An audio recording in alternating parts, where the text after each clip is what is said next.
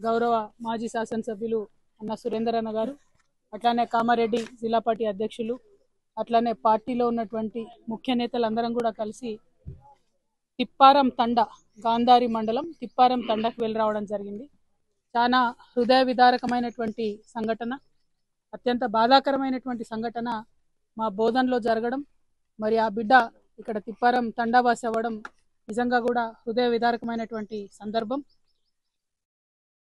చిన్న బిడ్డ హరియాల వెంకట్ అనేటటువంటి 22-23 సంవత్సరాల మధ్య వయసు ఉన్నటువంటి డిగ్రీ ఫైనల్ ఇయర్ చదువుతున్నటువంటి బాబు బోధన్లో హాస్టల్లో చిన్నపాటి గొడవ అయింది పిల్లలకు.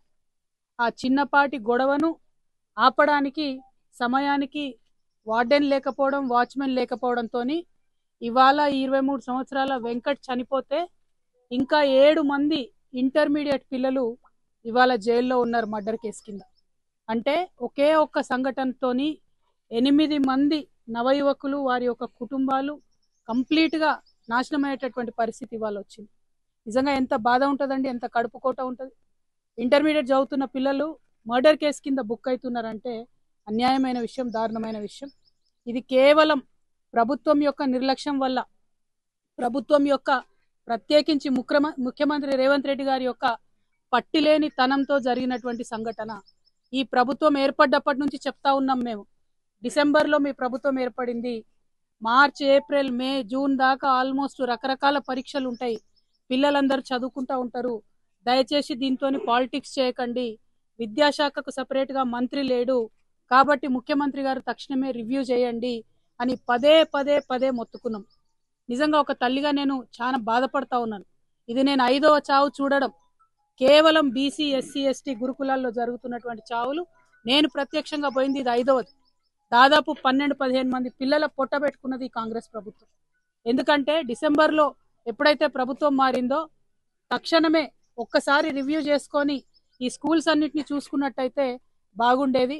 ఎన్నిసార్లు సూచన చేసినా కూడా ఎంతసేపు పబ్లిసిటీ స్టంట్స్, పొలిటికల్ స్పీచెస్, ఇప్పటికి కూడా కేసీఆర్ మీద పడి ఏడుచుడు తప్పితే ఈ ముఖ్యమంత్రి గారు చేసింది ఏం లేదు. ఇవాళ ఒక తల్లిగా నేను ఆవేదనతో చెప్తా ఉన్నా, మేము చూసి వచ్చినాం ఇవాళ తండాలో ఊరంతా కన్నీరు మున్నీరుగా ఏడుస్తున్నారు. ఎవరు తీసుకొచ్చి ఇస్తారు చెట్టంత కొడుకును? ఎంత బాధ అవుతుంది. ఆ కడుపు కొత్త అర్థం చేసుకోవాలి కదా. ఎందుకు చచ్చిపోయాను పిల్లలు? చిన్న మిస్టేక్, చిన్న గొడవ ఆపడానికి అక్కడ ఎవరు లేకపోతే 8 మంది పిల్లల జీవితాలు ఇలా ఆగమైనాయి. మళ్ళీ ఇవాళ చెప్తా ఉన్నాం గౌరవ ముఖ్యమంత్రి గారికి, దయచేసి ఇప్పటికన్నా మీరు రివ్యూ చేయండి. ఇది పిల్లలాట కాదు. ఏదో పొలిటికల్ స్పీచ్ ఇచ్చి కేసీఆర్ని 2 మాటలు అనిపోయితే సమస్యలు సాల్వ్ కావు. మేము ఇవాళ నిజామాబాద్ జిల్లా కలెక్టర్ గారిని, జిల్లా సిపి గారితో నిన్న మాట్లాడడం జరిగింది. డిమాండ్ చేసినాం మేము, మీరు ఎట్టి పరిస్థితులలో కొత్త వాచ్మెన్లు ప్రభుత్వం ఏర్పాటు చేసేంత వరకు ఒక హోమ్ గార్డ్ అన్న, పోలీస్ కానిస్టేబుల్ అన్న జిల్లాలో ఉన్న అన్ని ఎస్సీ, బీసీ వెల్ఫేర్ హాస్టల్స్లో పెట్టండి.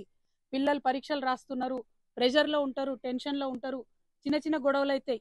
ఇలా 8 మంది పిల్లల జీవితం ఆగమైంది చిన్న గొడవకి. అలా కాకుండా చూసుకోవాల్సిన బాధ్యత దయచేసి జిల్లా కలెక్టర్ల మీద ఉంటుంది. ఖచ్చితంగా జిల్లా కలెక్టర్లు ఎక్కడెక్కడైతే వాచ్మెన్లు లేరో మీరు రివ్యూ చేయండి. మీ ముఖ్యమంత్రి గారికి తీరిక లేదు, ఆయనకు పట్టి లేదు. పిల్లలంటే పిట్టల్లాగా పిల్లలు చచ్చిపోతుంటే పాలిటిక్స్ చేస్తున్నారు తప్ప ముఖ్యమంత్రి గారు పని చేస్తలేరు. కాబట్టి జిల్లా కలెక్టర్లను నేను రిక్వెస్ట్ చేస్తా ఉన్నాను. నిన్న నిజామాబాద్ జిల్లా కలెక్టర్ గారికి మేము మాట్లాడినాం. తక్షణమే వారు అక్కడ హోంగార్డ్ని పెడతామని చెప్పినారు. కౌన్సిలర్ని కూడా పంపించమని మేము చెప్పినాం. అదేవిధంగా ఇప్పుడు మేము వెళ్ళొచ్చినటువంటి కుటుంబం మన చాలా పేద కుటుంబం, తండావాసులు, భూమి కూడా లేనటువంటి గిరిజన కుటుంబం కాబట్టి స్పెషల్ కేసు కింద ఆ ఇంట్లో తల్లికి పెన్షన్ ఇవ్వవలసిందిగా మేము డిమాండ్ చేస్తూ ఉన్నాం.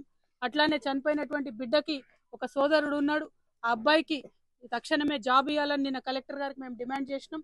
ఈరోజు పొద్దున ఆర్డర్ రావడం కూడా జరిగింది, సంతోషం. అదేవిధంగా కాంపన్సేషన్ ఇవ్వాలని కూడా మేము డిమాండ్ చేస్తా ఉన్నాం విద్యాశాఖ నుంచి.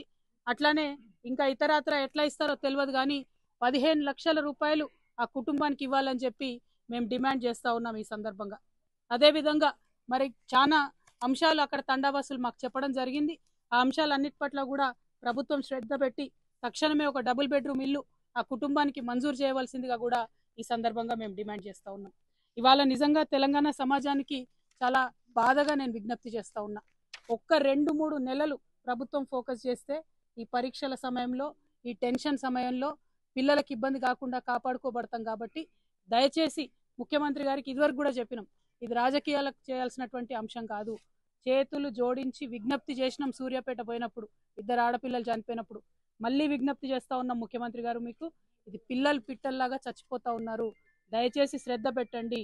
మీకు విద్యాశాఖ మంత్రి లేడంటే బాధ్యత ముఖ్యమంత్రి గారిదే ఉంటుంది, తక్షణమే రివ్యూ చేయండి అని మరొకసారి డిమాండ్ చేస్తూ, ఈ విద్యార్థులందరినీ కూడా వారి భవిష్యత్తుని మరి పనంగా పెట్టి పేరెంట్స్ అందరు కూడా పంపించారు కాబట్టి ఆ హాస్టల్స్లో పరిస్థితులు తక్షణమే మంచిగా కావాలని చెప్పి కోరుకుంటూ, దానికి మా ప్రజాప్రతినిధులు ఇదివరకు మాజీ శాసనసభ్యులు అందరు కూడా సహకరిస్తారు.